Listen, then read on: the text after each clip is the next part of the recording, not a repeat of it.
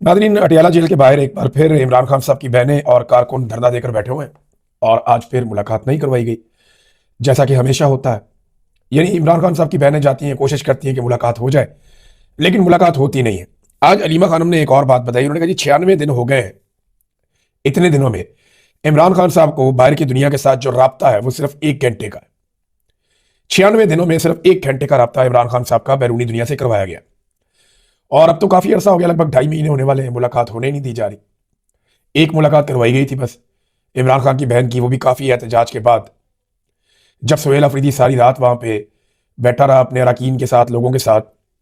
तो उसके बाद जो मंगल आया वो एक मुलाकात करवाई गई, लेकिन मुलाकातें इमरान खान साहब की बंद है। उनके लोग एहतजाज कर रहे हैं और इससे फर्क कोई नहीं पड़ता, क्योंकि एहतजाज जो है ना वो बड़ा खफीफ सा हो रहा है। यानी जिसे एहतजाज कहते हैं, और जो पाकिस्तान तहरीक इंसाफ कर सकती है या उनकी क़यादत कर सकती है, वो उस नहज तक नहीं जा रहे।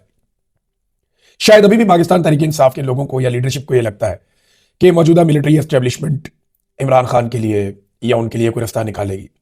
लेकिन सादी और साफ बात यह है कि आसिम मुनीर साहब जब तक हैं तब तक वो इमरान खान को कभी बर्दाश्त नहीं करेंगे।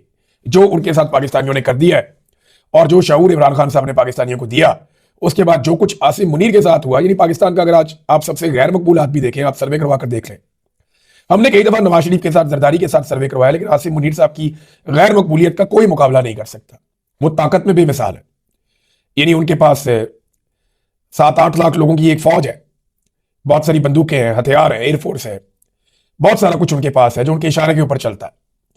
ब्यूरोक्रेसी जो है वो उसको कंट्रोल करते हैं, एजेंसियां उनके जरिए से वो पूरे निजाम को कंट्रोल करते हैं। तो ताकत तो बेमिसाल है, लेकिन ताकत कांस्टेंट ही ना होती, हमेशा रहती नहीं है। मकबूलियत के मामले में जो सबसे गैर मकबूल है इस वक्त पाकिस्तान में, वो भी आसिम मुनीर साहब है। आप जितने मर्जी सर्वे करवा कर देख लें। तो पाकिस्तान तहरीक इंसाफ को यह गलतफहमी है शायद कि आसिम मुनीर साहब या ये मौजूदा निजाम इमरान खान के लिए कोई गुंजाइश पैदा करेंगे। सवाल ही पैदा नहीं होता, सवाल ही पैदा नहीं होता। ये मुल्क के दुश्मनों से हाथ मिला लेंगे, ये पाकिस्तान के टुकड़े करवा लेंगे, लेकिन ये इमरान खान के लिए गुंजाइश नहीं निकालेंगे। इमरान खान के लिए गुंजाइश पाकिस्तान की आवाम को जबरदस्ती निकालनी पड़ेगी, बजोरे ताकत निकालनी पड़ेगी। पुरअमन तरीके से एक बड़ा एहतजाज करके अवाम बाहर निकले, अपनी ताकत का मुजाहरा करे और इनसे फिर जान छुड़वाए। इसके अलावा तो कोई रास्ता पाकिस्तानियों के पास है नहीं। पाकिस्तान तरीके इंसाफ को एक गलतफहमी है। देखें ना, अभी ये इस्लामाबाद हाई कोर्ट के बाहर की ये तस्वीर है, या 20 से 25 वकील ये आए इमरान खान साहब के केसेस लगवाने के लिए। अब 20 से 25 वकील, पाकिस्तान तहरीक इंसाफ जैसी बड़ी जमात, वो कह रहे हैं जी हम सब मौजूद हैं यहाँ पे। सब कितने हैं? 20 से 25 वकील जो है वो क्या इनकलाब लेकर आएंगे? वो मिलिट्री एस्टेब्लिशमेंट के चुंगल से पाकिस्तान की अदलिया को छुड़वाएंगे? और क्या 20 से 25 वकील ये कर पाएंगे कि वो इमरान खान साहब के केसेस इस्लामाबाद हाई कोर्ट में लगवा लें? सलमान अकरम राजा साहब और बैरिस्टर गौर साहब ये वहां पे चैम्बर में इंतजार करते रहे, और चैम्बर में होने के बावजूद चीफ जस्टिस ने इनसे मुलाकात नहीं की। 2 दफा गए मिलने के लिए, उन्होंने मुलाकात ही नहीं की। उन्होंने कहा नहीं मिलता। चीफ जस्टिस ने तो क्या, इस्लामाबाद हाईकोर्ट के चीफ जस्टिस तो अपनी जगह पे डोगर साहब, उनका सेक्रेटरी भी नहीं मिला। ये हालात है, और ये उसी अतार के लोंडे से दुआ लेते हैं। ये नहीं लगता कि यहीं से इंसाफ मिलेगा। ये 20-25 वकील जाएंगे, इक्का दुक्का पार्लियामेंटेरियंस जाएंगे तो इंसाफ मिलेगा। फिर वे कहते हैं 319 पार्लियामेंटेरियंस आ चुके हैं। इकट्ठे तो मैंने कभी नहीं देखे।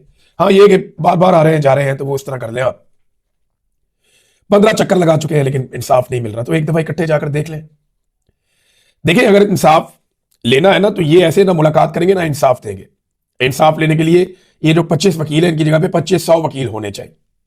और पाकिस्तान तरीके इंसाफ के लिए कोई बड़ा मसला नहीं होना चाहिए। सारे वकला रहनुमा है और वकील इमरान खान के साथ खड़े हैं।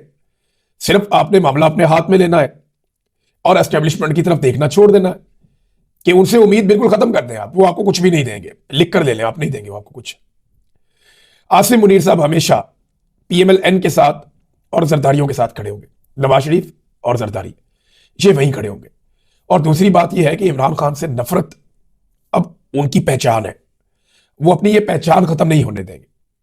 लिहाजा ये 25 वकीलों की जगह 2500 वकील लेकर जाए, एक आधा पार्लियामेंटेरियन ले जाने की बजाय 300-350 सारे सेनेटर, MPs, MNAs लेकर जाए, जाकर बैठ जाए अदालत पे। क्या होगा?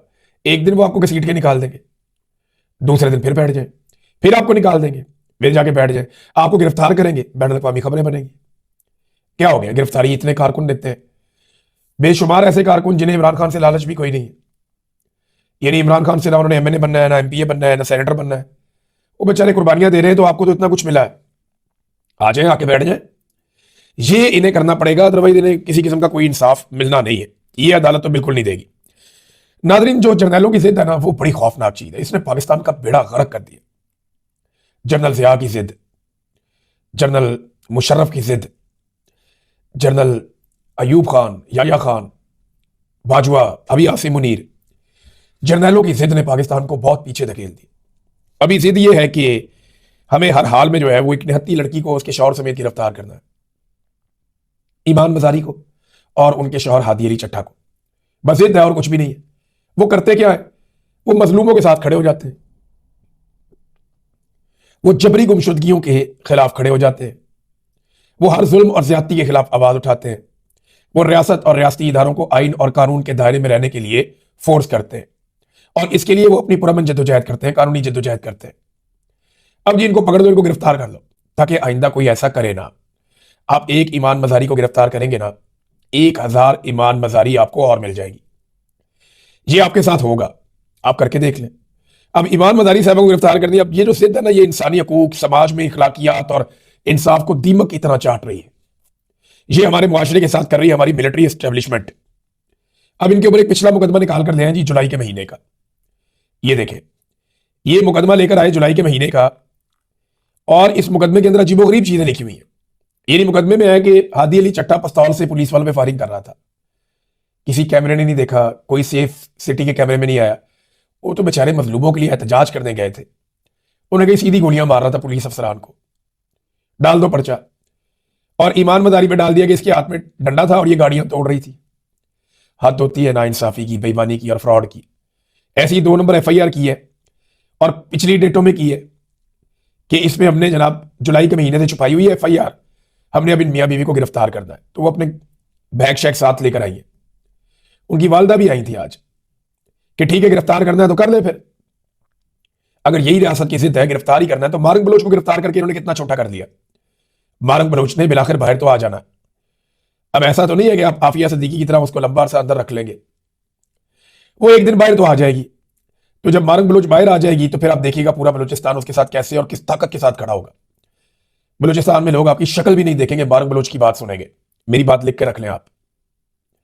ये ईमान मजारी को आप अंदर डालेंगे, गिरफ्तार करेंगे, जब ये बाहर निकलेगी, और ये निकलेगी बाहर, तो जब भी ये आजाद होगी तो फिर आप देखिएगा कि ये आपको तिगनी का नाच नचाएगी।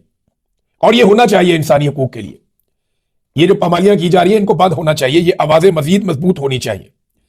यानी पुराने मुकदमे ऐसे निकालते हैं। मैं जेल में था एक दिन, तो मुझे पता चला कि 1.5 साल पहले का मेरे ऊपर एक मुकदमा है, वो आ गया अब। और मुकदमा क्या है, मैंने दहशतगर्दी की है, मारकुटाई की है, पुलिस वालों को बहुत मारा, रेंजर्स को भी मारा मैंने। हालांकि मैं वहां पे, वो मेरा तल्ले की कोई नहीं इन चीजों से। उस वक्त 1.5 साल पहले का एक मुकदमा लाके खड़ा कर दिया, जनाब ये दहशतगर्द है। तो जैसे आज ये मुकदमा किया गया ईमान मजारी पे और हादी अली चट्टा पे। और नाजरीन, पाकिस्तान चल कैसे रहा है, ये बड़ी रूटीन की चीज होती है कि अपोजिशन लीडर आ गया सेनेट में, अपोजिशन लीडर आ गया कौमी असेंबली में। ये कायदे अवान का इंतखाब होता है, साथ ही वो भी आ जाते हैं, एक आधे दिन में हो जाता है। 5 महीने लगा दिए इन्होंने इस काम को, और 5 महीने के बाद चौड़े होकर क्या रहे हैं, चौड़े होकर दिखा रहे हैं कि जनाब बड़ा जमहूरी काम कर दिया है। एहसान माना जाए नवाज शरीफ का, एहसान माना जाए मौजूदा निजाम का, कि देखें जी अपोजिशन लीडर लगा दिए गए। क्यों जी, ये तो पहले दिन लगने चाहिए थे। ये जो 5 महीने नहीं लगे, इनका हिसाब कौन देगा। नादरीन, वादी तीरा के अंदर जो ऑपरेशन के नाम पे जुल्म किया जा रहा है, लोगों को बेघर किया जा रहा है, लोग निकल निकल के अपने इलाके से आ रहे हैं, उन्हें जबरदस्ती उनके इलाकों से निकाल कर दूर दराज के इलाकों में भेजा जा रहा है। उसके ऊपर असद कैसर साहब ने भी बात की, और कुछ फैक्ट्स हैं मैं आपके सामने रखता हूं। असद कैसर साहब असेंबली में खड़े होकर कहते हैं कि सुहेल अफरीदी मिडिल क्लास से ताल्लुक रखने वाला लड़का है, आप इसको कभी दहशतगर्द और कभी स्मगलर बनाते हैं, आपको शर्म नहीं आती। सूबाई हुकूमत से एंगेजमेंट की बजाय उसके खिलाफ बयानियां बनाते हैं, अपने जमीर को भी थोड़ा देखो।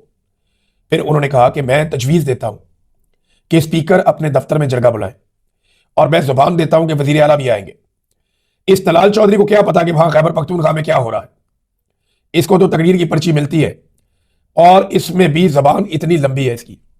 वैसे तलाल चौधरी को वाकई क्या पता, फैसलाबाद में बेचारा पहले परवेज अली की गाड़ी के आगे डांस करता था, फिर नवाज शरीफ की गाड़ी आगे डांस करता था, उसको उठा के कहां से कहां पहुंचा दिया, सिर्फ इसलिए कि मिलिट्री एस्टेब्लिशमेंट को पसंद आ रहा है।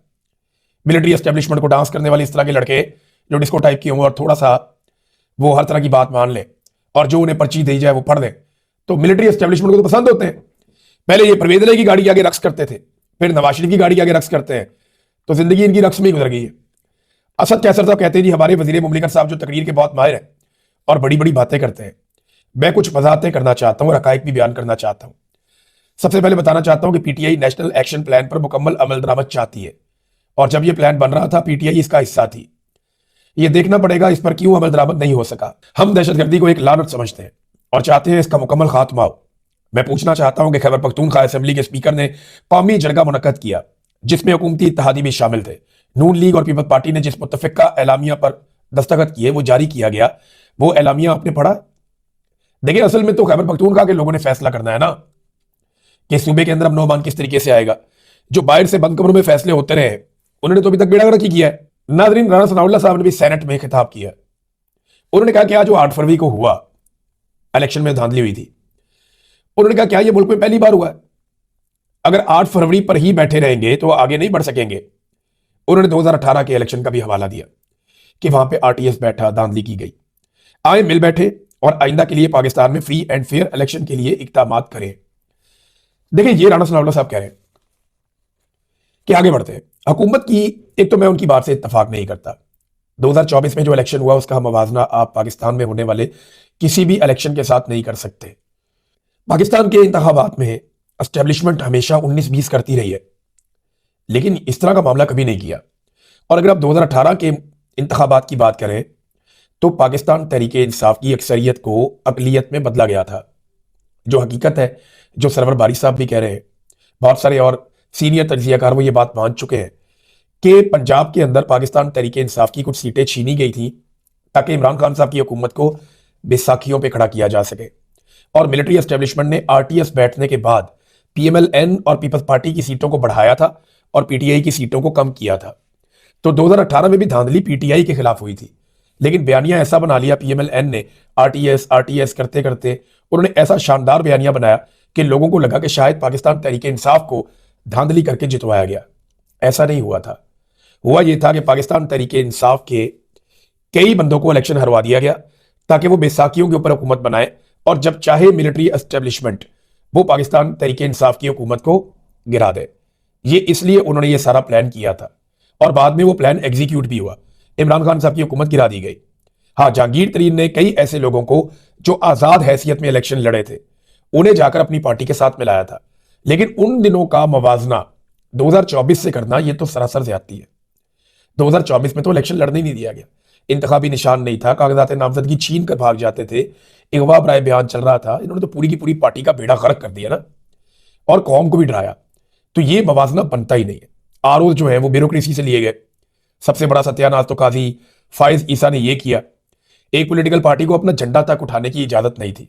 तो ये मवाजना जो भी करता है ना वो ज्यादती करता है, लेकिन हुकूमत की ख्वाहिश है कि चीजें नॉर्मलाइज हों और कम से कम ये जो मौजूदा हुकूमत है इसको तस्लीम कर ले पाकिस्तान तहरीके इंसाफ, और तहरीके इंसाफ इनके साथ बैठ जाए और कोई इस तरह का माहौल बना ले कि ये हुकूमत अपनी मुद्दत पूरी कर दे, अगले इलेक्शन में फिर देखेंगे।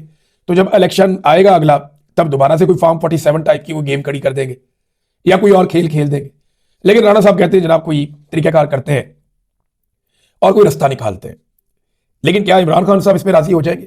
क्योंकि इमरान खान के बगैर ना तो अचकज़ई कुछ कर सकते हैं, ना अल्लामा राजा नासिर अब्बास कर सकते हैं, ना पाकिस्तान तहरीके इंसाफ कर सकती। फैसला तो बिलाखिर इमरान खान साहब नहीं करना। नाज़रीन, अब 25 जनवरी को मालाकंड की बारी आ गई है। ये मुराद सईद का इलाका है, जुनेद अकबर साहब का इलाका है, और यहां पाकिस्तान तहरीके इंसाफ बहुत मकबूल है। इमरान खान साहब का तोती बोलता है इस रीजन में। तो मालाकंड के अंदर जब ये मोबिलाइजेशन होगी और वहां पर रैली निकलेगी, वज़ीर आला खैबर पख्तूनख्वा जाएंगे, तो फिर हम देखते हैं कि क्या सूरत हाल बनती है और कितनी तगड़ी सूरत हाल बनती है और इसका नतीजा क्या निकलता है। लेकिन मोबिलाइजेशन चल रही है। मैं आपको फिर ये कह दूं कि शहरों को बंद कैसे करना है, गली मोहल्लों में और इलाकों के अंदर किस तरीके से ड्यूटियां लगानी है, वो काम अभी तक नहीं हुआ।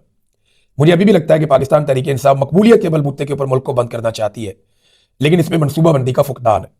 ये बिल्कुल मैं क्लियर बात आपको कह रहा हूं। मकबूलियत इनके पास बहुत है, बेशुमार मकबूलियत है, लेकिन मकबूलियत के साथ साथ को मनसूबा चाहिए होता है ना, मनसूबाबंदी इनके पास नहीं है।